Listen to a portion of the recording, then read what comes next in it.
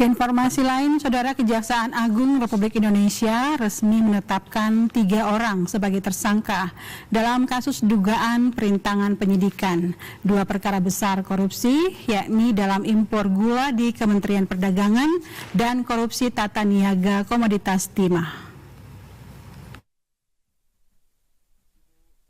Direktur Penyidikan Jampitsus Kejagung Abdul Qohar menjelaskan bahwa ketiga tersangka tersebut adalah Advokat Junaidi Saibi, JS, Advokat Marcella Santoso, MS, dan Tian Bahtiar, TB, yang menjabat sebagai Direktur Pemberitaan di stasiun televisi swasta JAK TV.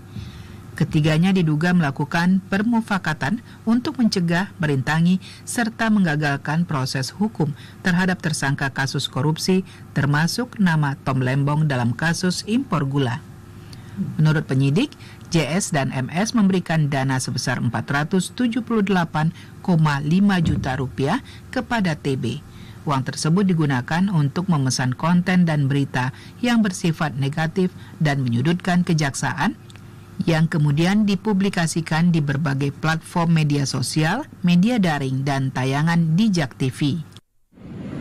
Terdapat perbuatan jahat yang dilakukan oleh MS, JS bersama-sama dengan TB selaku Direktur Pemberitaan JAK TV untuk mencegah, merintangi atau menggagalkan secara langsung atau tidak langsung dalam perkara tindak pidana korupsi tata niaga komoditas timah di wilayah IUP di PT Pertamina Tbk dan tindak pidana korupsi dalam kegiatan importasi gula atas nama tersangka Tom Lembong, baik dalam penyidikan, penuntutan maupun pemeriksaan di pengadilan. Kejagung menyebut bahwa JS juga menyusun narasi yang memuat perhitungan kerugian negara versi tim pembela yang disebut menyimpang dari fakta hukum dan menyesatkan. Narasi tersebut kemudian dikemas dalam berbagai produk media oleh TB dan dipublikasikan secara luas.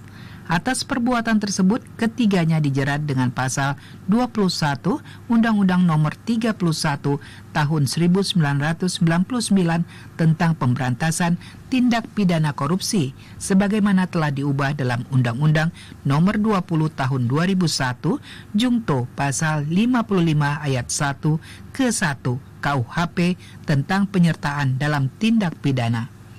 2 tersangka, yakni JS dan TB, telah ditahan di Rutan Salemba, Cabang Kejaksaan Agung untuk 20 hari ke depan. Sementara MS tidak ditahan karena sebelumnya telah ditahan dalam perkara lain yang kini sedang dalam proses penuntutan.